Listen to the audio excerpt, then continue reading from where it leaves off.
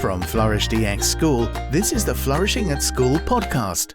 With mental health becoming a global priority, we are your partner for creating schools where students, teachers and school leaders feel good and function well, becoming the best versions of themselves and contributing to a flourishing world. Welcome to the Flourishing at School podcast. I'm Tamara Lechner. Each week, my co-host Jason Van Schie and I bring you the best practitioners, academics, and everything in between in order to inform best practice in whole school mental health. Now, Jason, I know you've been traveling. Where are you today, and what have you been doing to take care of your well-being?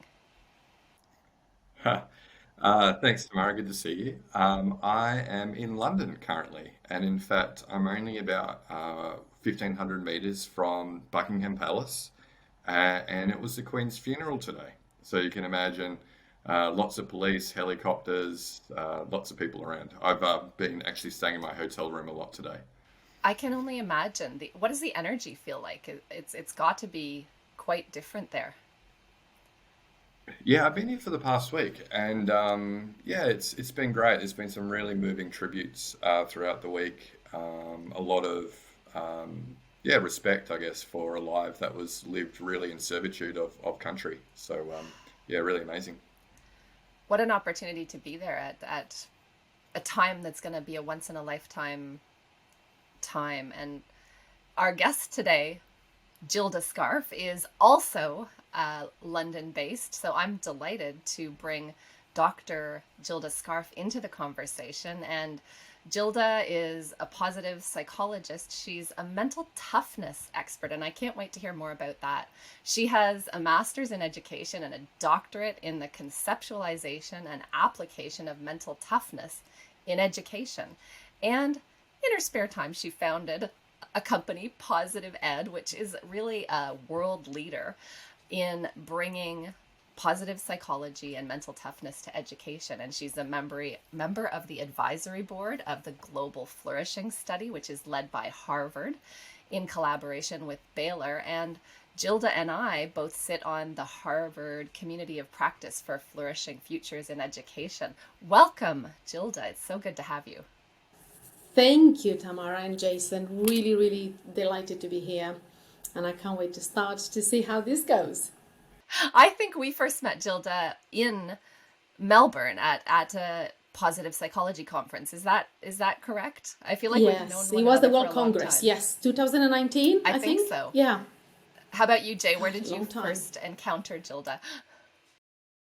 Well, I had admired her from afar, and then I was asked to present here at a wellbeing conference that was run by, was it IPEN? Yes, Wipen. Gilda? Yeah.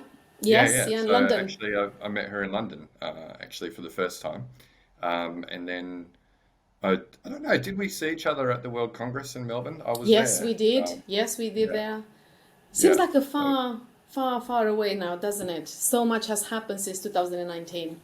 A totally different world. Yeah, absolutely. Absolutely. So, Absolutely. yeah, but yeah, really stoked that you're our first guest on the podcast, Gilda. Thank you so much for having me. Let's So, make a difference.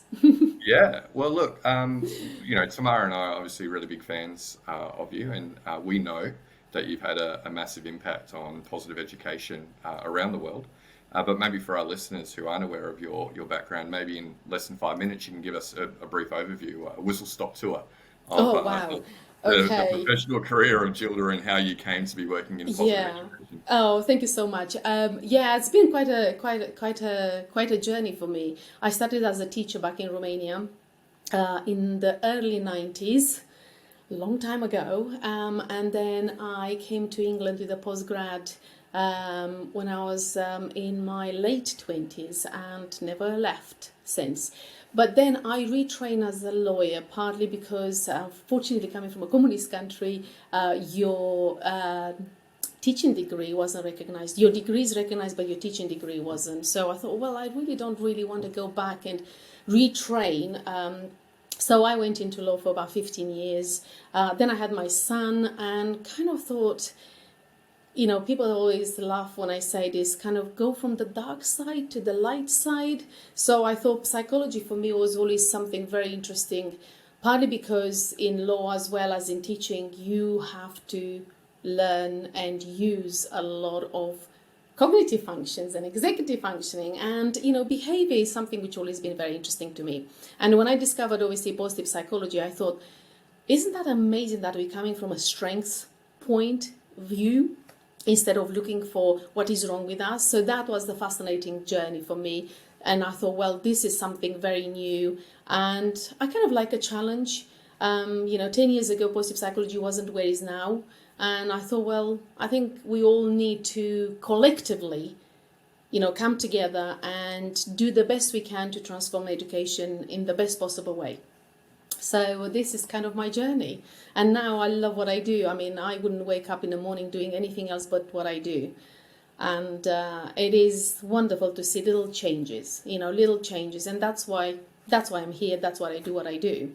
It's for that change, to see something flourishing around you and making sure that you're part of that journey and leave something behind, which is meaningful. That's awesome. And Gilda, you're quite the international worker as well, right? Like, you work across a number of continents. How many schools do you work with, and where are they based? Well, I'm glad to say now, I think it's about 139 schools. So it's been an incredible journey, and I think it's been a very hard journey, partly because, again, trying to bring a new concept to schools, trying to find the time, it's just so difficult. And I think is, for me, what struck me the most, because as you all know, Geelong Grammar was always the leader in positive education, and then moved to Canada and did an amazing job. And I kind of really got frustrated, bearing in mind the amount of work and the amount of evidence-based Geelong Grammar has put forward. Positive education still wasn't catching a bit of attraction, and I tried to understand why that was. And I was very lucky, I have to say, because I would love to say that England was the propeller for me, but it wasn't. It was Middle East. And incredibly humbled and honoured to see a country who's actually taking positive education to a completely different level. And that for me is it's something very encouraging. And now, we see a paradigm shift everywhere in the world. Everybody's trying to find something. But hopefully people will not run fast. They will start to take it small, because that's the reason I think they don't stick. It doesn't stick so much. Yeah. Yeah, and we've definitely seen that, I guess, at least in my own experience. I've seen some schools, we have a measurement tool, and people want to go straight into measurement without actually thinking, well, how are we teaching the skills that we want kids to develop? So why bother measuring it if you're not actually doing anything to improve it? I totally agree with that. And I think this is the frustration I found in education, because everybody's having the best intentions. Everybody wants to make a change, but when it comes down to it, I think it's a bit of a lack of understanding of what actually that means in education. What does well-being and flourishing means in education? And I think, until you train the teachers, because unfortunately not only in the UK, but I'm assuming everywhere else, I mean, I know in the States, the same like in the Middle East, the teacher training doesn't encompass the science of well-being. So how can you expect teachers to go out there and, move this or, change all this? It's very difficult. Yeah, and I'm looking forward to exploring that question a little bit later with you in today's podcast. But it's probably not a bad segue. This podcast is called Flourishing at School. We know you also use terminology around mental toughness. So could you tell us a bit about how those two terms relate in the work that you do? Oh, this is me on a plate, because I started obviously like everyone else with well-being, and I started doing a lot of work in schools, and again there was something missing and I couldn't quite work what that was. So obviously anybody who knows me, I am a great lover of Angela Duckworth's work and grit and perseverance. And then I discovered All Blacks. I mean, who doesn't? And which is the rugby team of New Zealand. And what struck me about it was the concept of mental toughness, that ability to consistently navigate challenges and obstacles without compromising your well-being. So for me, that was just thinking, oh, okay, so how are we going to do that? And I realized that no, the concept of mental toughness wasn't in education anywhere, or even individuals. It's mainly sports related. And I'm thinking, why is that? Why cannot be transferred? So I started doing a lot of research into that. And, because if you think about it, you must have an athlete or somebody who you have in mind like a role model to think, well, what makes them special? What is it that they can go through life, go the same obstacles like everyone else, but they go through the other side? So for me, that is really the best I could describe a child who goes into education, doesn't go to school because I have to, because I want something. So it is the meaning and the purpose, of course, but how do you do it? And for me, that interesting question is, how do I go and persevere? And we all know that the young people these days are, the anxiety, stress, depression, unfulfillment really is so high. And that depletes them. Obviously, they're not flourishing, they're not thriving, they just literally just barely surviving. And every small thing, every small failure, every small obstacle seems to just bring them not just back to zero, like -5. So that's how I was really surprised when I looked into all the positive psychology domains that mental toughness wasn't there. And I'm thinking, why isn't? And research is stating that, starting to reveal that, that grit, perseverance, commitment, it's an important role which kids do need to have. And although hasn't been consistently linked to the umbrella term of positive psychology, I would argue that it does indeed fall under that umbrella. And it's partly because it provides every individual with the opportunity to reach their full potential and see it. And that's really at the base of everything else, is that self-efficacy. The ability to believe that you can, and then you put a grit, perseverance, commitment, and focus, and you will get to the other side. So for me, it's something which I think we all need. Even as an adult, I still think that, I'm gritty and mentally tough in certain areas, but not so much in others. And I'm thinking, why not? And I realize that is that narrative we tell ourselves. That's what it comes down to it. And if you kind of thinking, well, I'm not good at maths, or I'm not good at something, automatically the anxiety, the stress goes higher, the performance go lower, and before you know it, you just stop doing things. So, Gilda, in your mind then, is mental toughness something that is taught, or is it something that's inherent in people? Now, if we look at research, Kobasta in 1970 said that is a personality trait. Now, the research has come a long way since 1970s. And if you look at all the skill set or domains of competencies, almost anything can be taught. But it requires a lot of consistency, a lot of strategies which appeal to you as a person beside the general thing.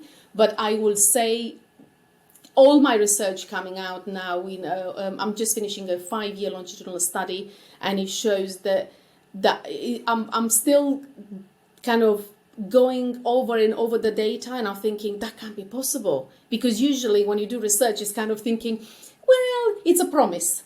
But this is just showcasing the young people literally taking stock of who they are, looking at their abilities and competencies, developing further, and going regardless of the end journey. Do I succeed or not? That's not the goal. The goal is the journey, the consistency of my journey. So for me, that's the most beautiful thing which I can, or gift, or anything which you can give to a child, that ability to fail forward. And definitely, I will say that, like with optimism, you can learn it. But you need to understand, you need to be consistent, and you need to really go back to basic of who are you as a person? What is your personal brand identity? How do you show up in the world? Yeah.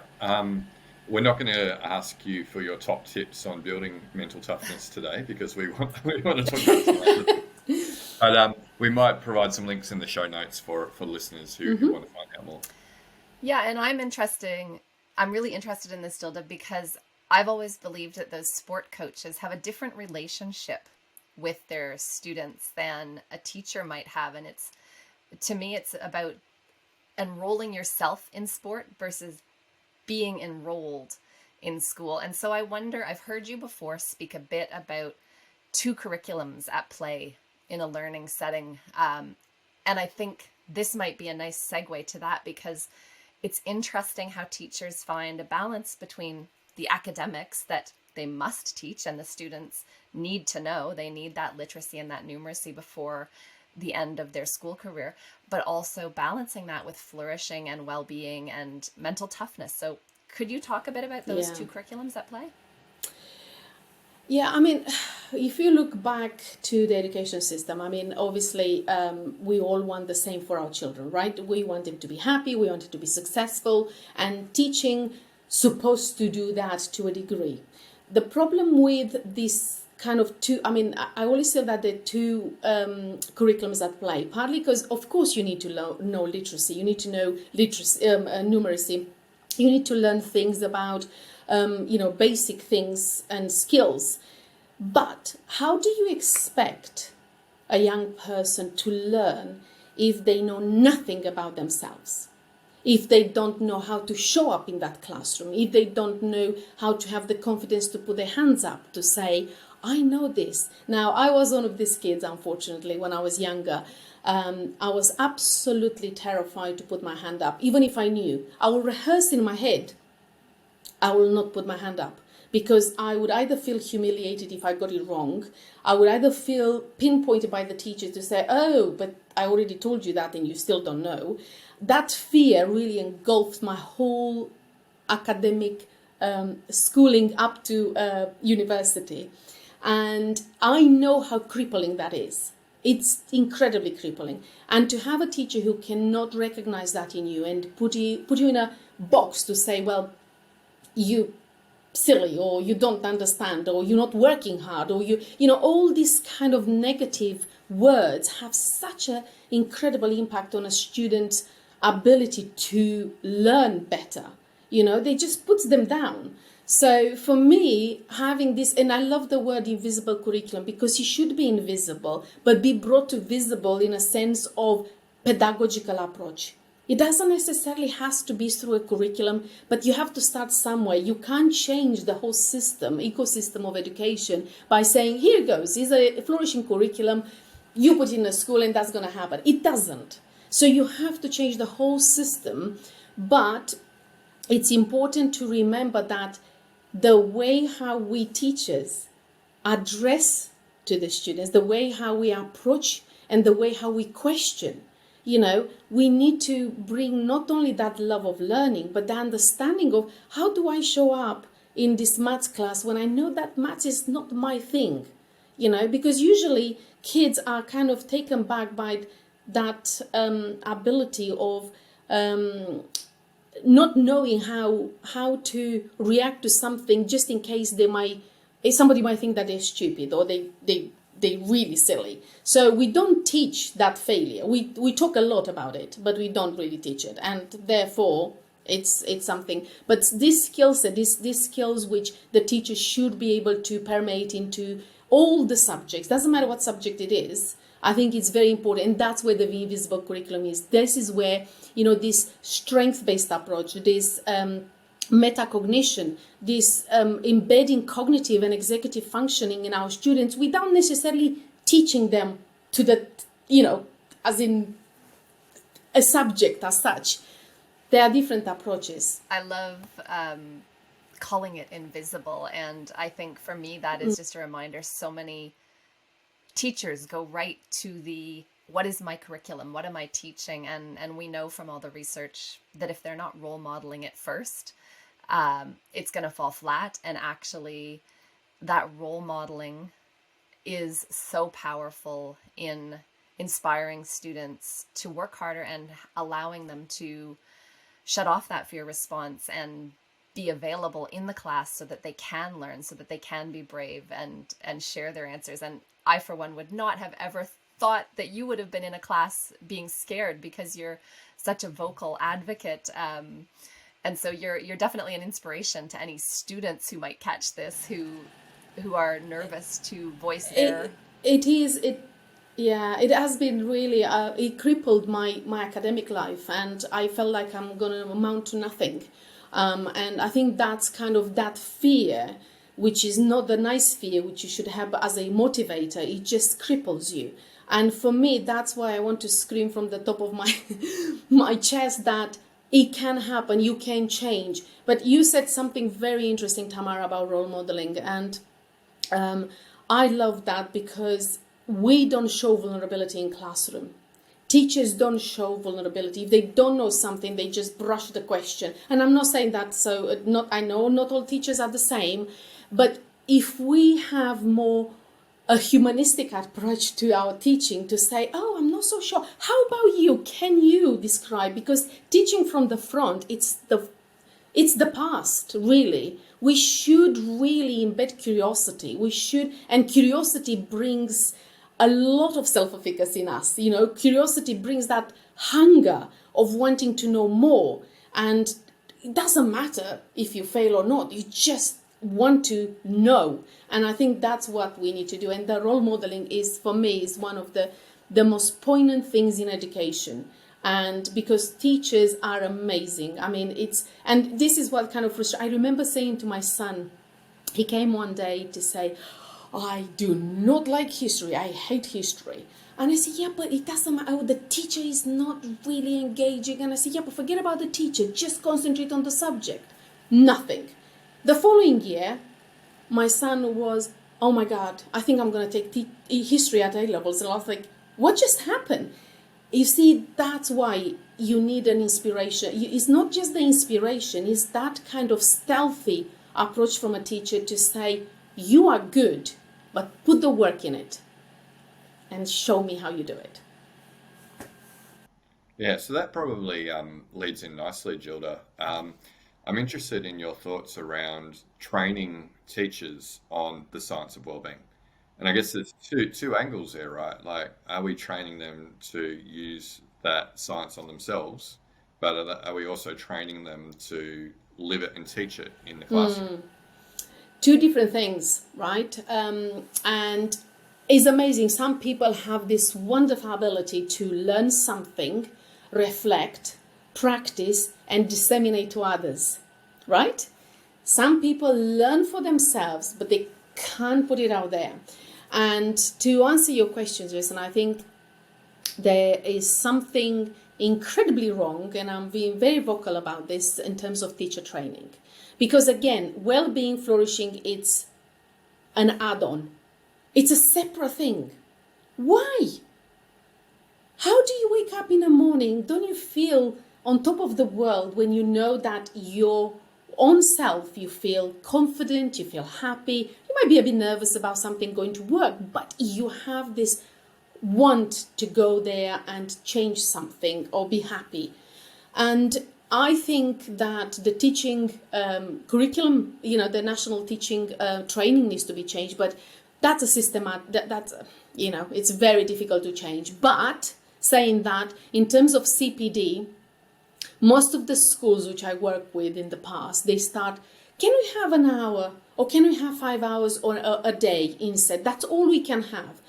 Now, this is life learning, this should be systematic approach to the science of well-being. How do you model it? How do you reflect it? And how do you disseminate? And that requires the leadership of the school to invest in that.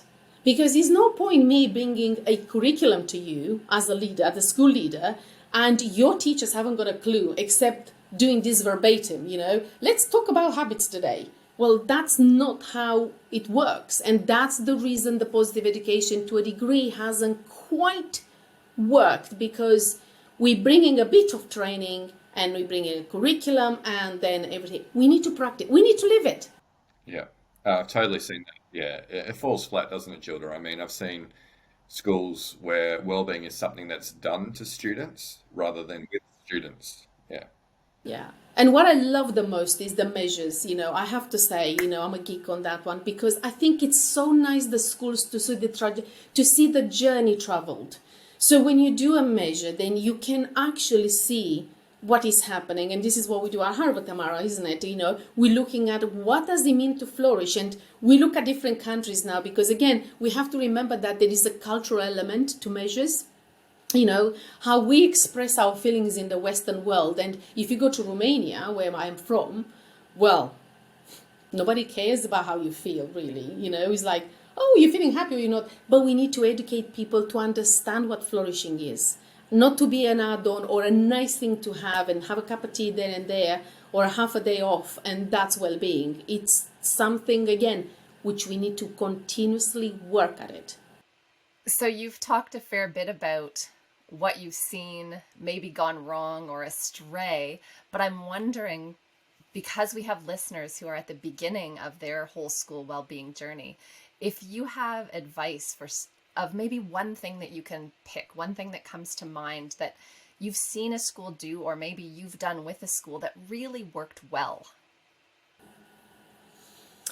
I think personally and professionally, one of my successful schools have been the ones who work with the professional from outside to build their own well-being in school. Now, there are so many curriculums or trainings or whatever it is out there, and there are some magnificent people who deliver this kind of work. The problem is that, and this is my professional experience, that when I go into a school in Kuwait or Oman or Thailand, and I start talking about well-being, I always said, what does the well-being mean to you? And they look at you and they some of them, they can't even articulate what that is. So you see, how can you teach something if you don't know what that is in your context? So building something with an expert within the school. I'm not necessarily looking at a bespoke curriculum, but I'm just a approach of changing policy. That's the most, one and important thing, change policy. What does well-being mean? Define policy, what well-being means for your teachers, because we know how burnt out they are. And that's the reason they just I don't want to take another thing. But this shouldn't be another thing. This should be weaved right into the heart of the pedagogical approach. That's what we need. And I think it's consistency, Tamara. That's, if you want to embark on the journey of well-being and flourishing, you need to look at evidence. What is the best evidence you can bring into your school?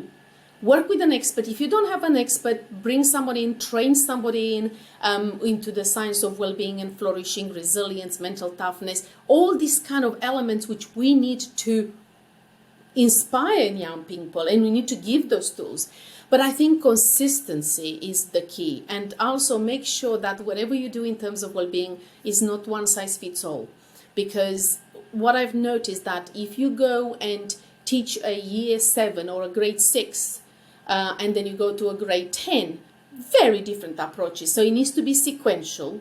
It needs to be mapped very well in terms of how does it permeate. And one of the best school I've seen implementing something, and I have to say my heart jolts every time I go into that school, because the feeling when you walk in is amazing. It's partly because they weaved all these elements into their curriculum. So in English, they learn about Anne Frank.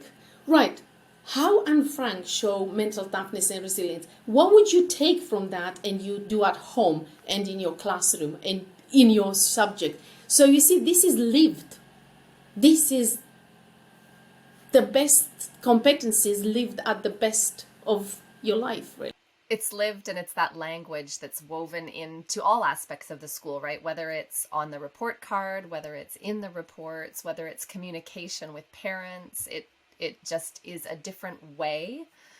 You're so right about that. And can you tell me what school that is? I'd be curious to know. I might want to talk to them on this podcast. Yes. Well, I can. It's a TMS. It's the Millennium School in Dubai.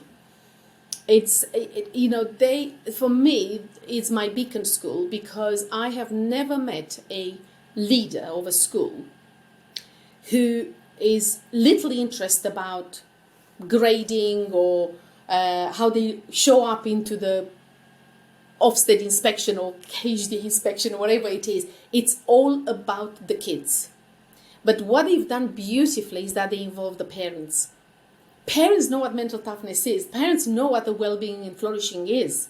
They have the language, they have the approach. They know when a child is kind of, depleted at home. They know what to use. They know how to use the language instead of accusing or saying, oh, you're lazy or whatever it is. They know how to bring them up. And I think that's, for me, it's the amount of work this school has put, the leadership and all the other teachers has been absolutely mind-boggling. And I don't know how she's navigated all this, because it's not easy. It really isn't, because they have as many hours in a day as any other teachers.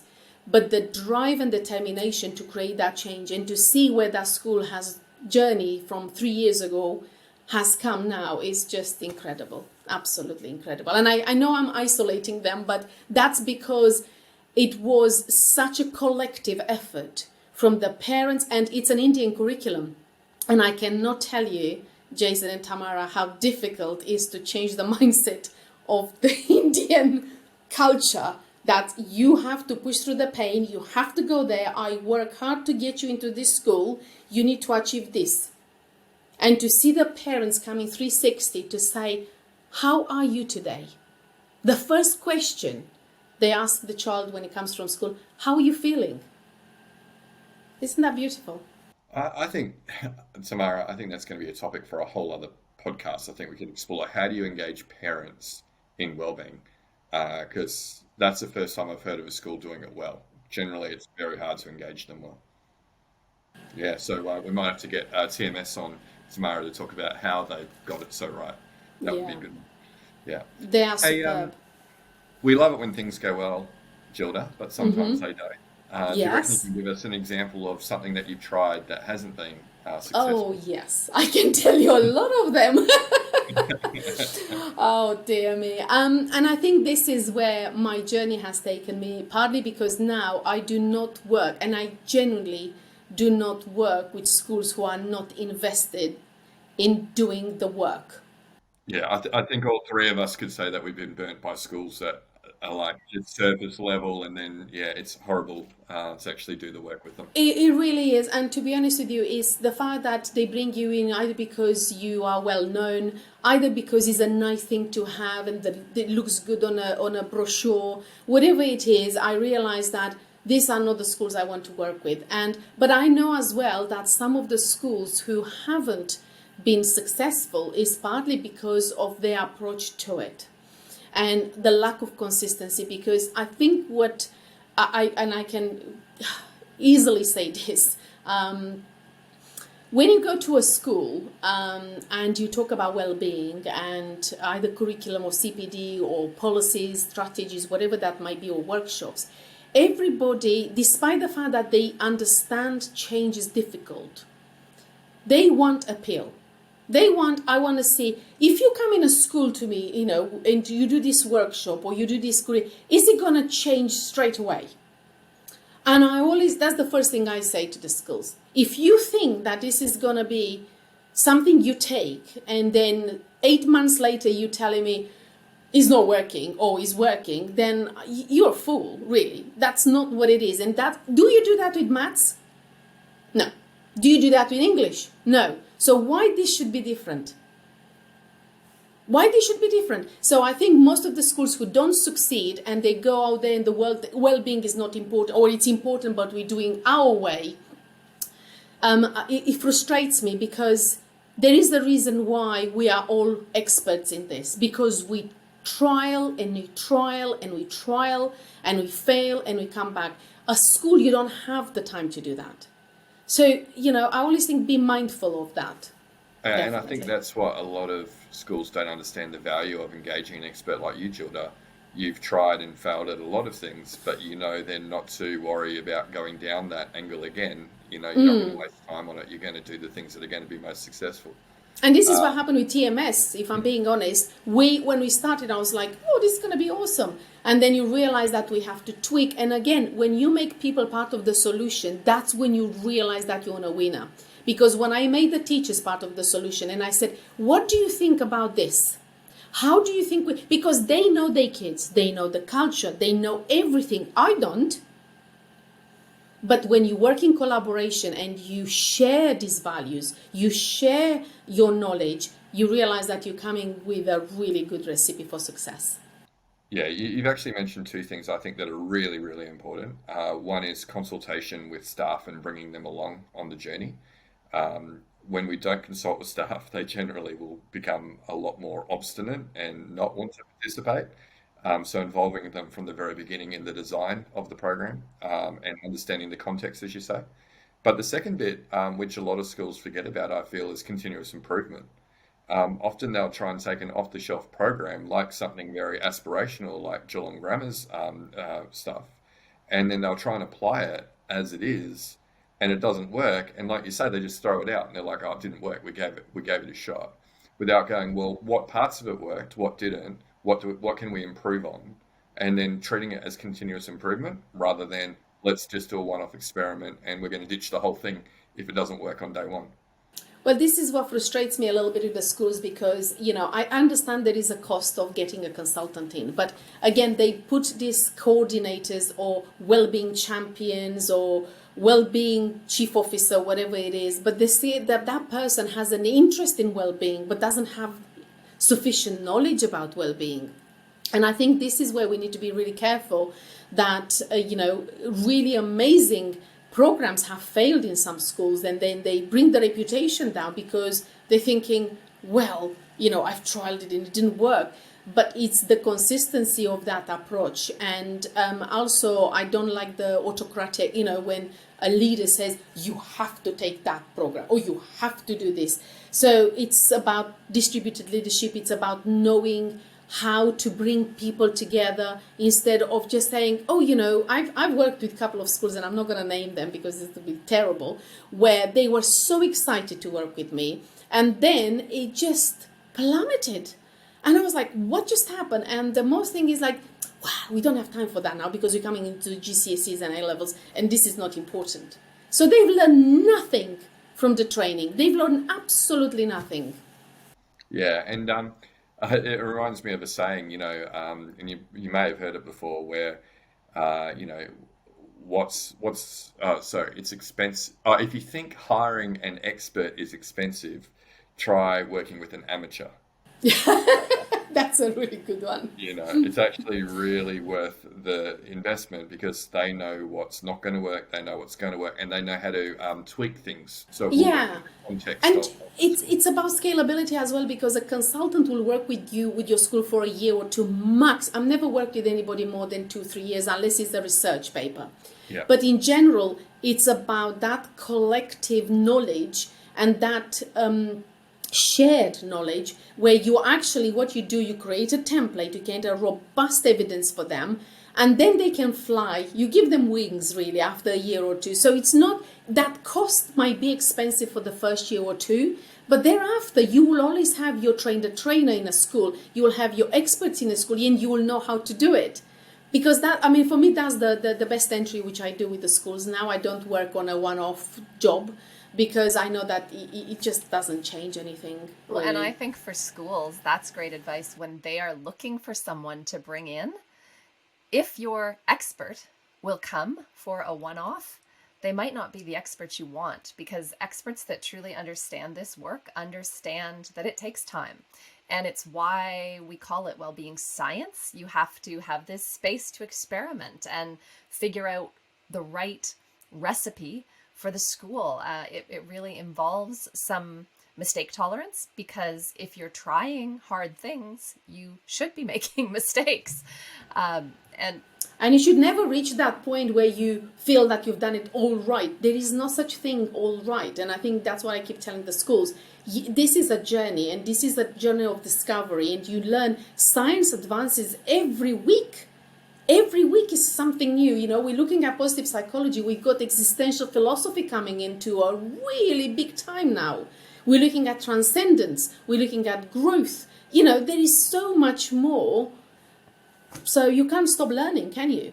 You are so right. I always embody that philosophy of Kaizen, which is just constantly improving, right? That you don't ever hit the pinnacle.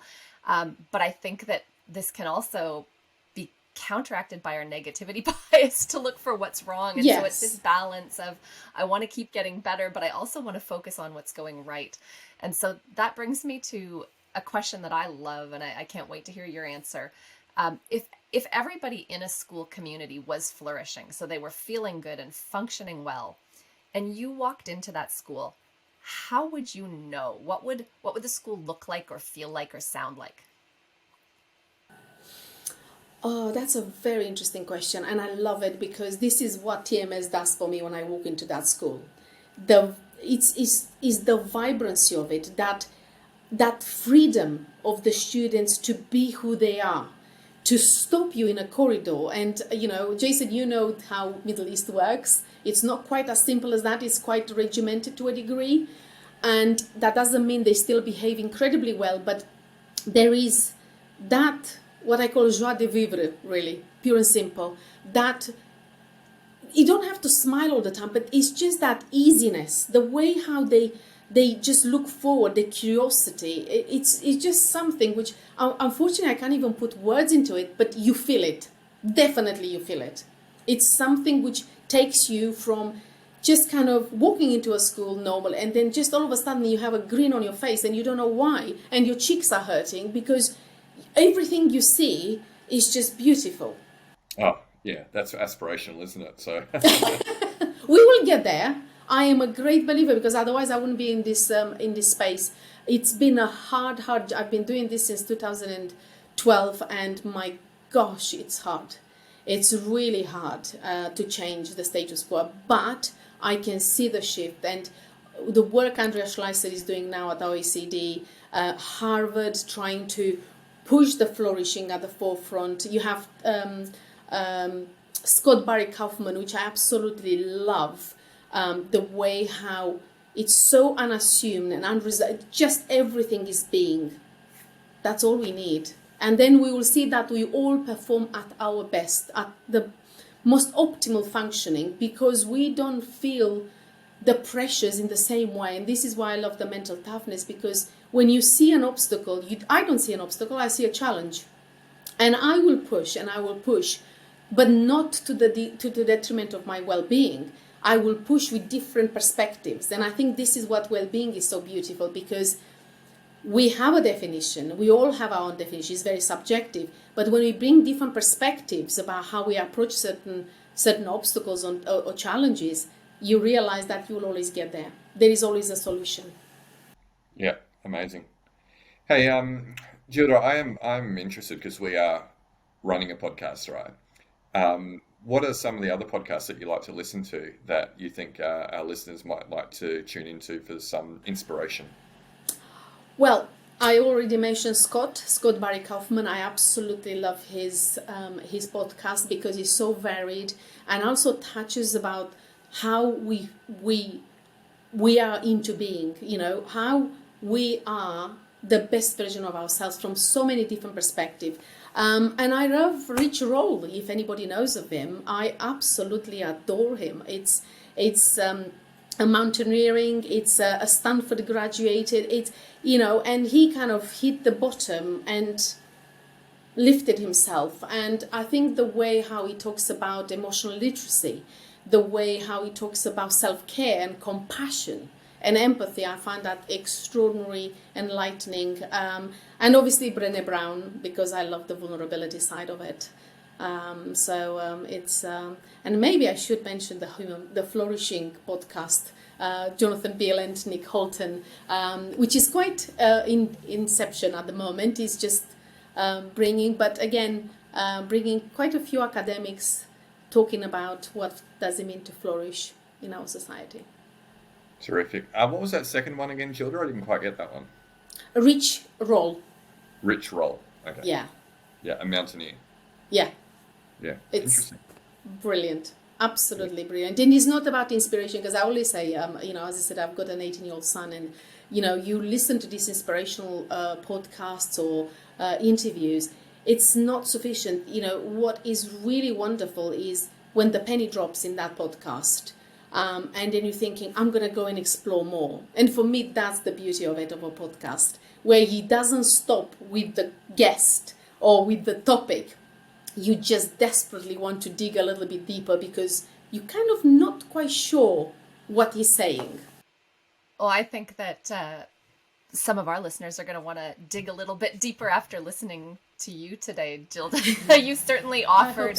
I hope so. I'm sure so. You offered a lot of insight and a lot of places for them to look and things for them to consider. And I think that brings us to a really nice closing of today's episode. Does anybody have any final thoughts before we close it out? I just want to say that, teacher, educator, parent, child, whoever listens to podcast, remember that the only person who stops you is you. And if you change your narrative, if you see that, have multiple lenses in the way how you see life, I think it's very important. And never stop trying and never stop learning. And I know we tell our kids about learning and they only think, if I say learning, they think about academic. That's the first thing they will say. But learning is about discovering who you are and what you stand for. How do you show up in the world? How do you care about the world? Because, one thing which I didn't mention is this kind of the importance of gratitude. For me, this has been an absolutely amazing topic because you realize that when you give something beyond yourself, it makes you flourish, it makes you happy. And that's what the teacher's job is really, isn't it? To not just inspire, to give something, whatever that might be. And you will always remember one of your teachers, at least one, you'll remember they changed something for you. So I think that's what I wish for all teachers to see that and not to think about the burnout, not to think about the stresses, because we all have, but you can navigate by changing that lens and your approach to it. Well said. So that brings us to the end. And to our audience, if you are listening to us, don't forget you can also watch us on the Flourish DX YouTube channel. And we'll be sharing the best bits on our LinkedIn pages, both Jason and mine. Please connect with us directly over there. And we are always happy to continue the conversation on LinkedIn. And that is it for today's episode. We'll catch you next time. And until then, keep flourishing at school and in life. Thank you so much.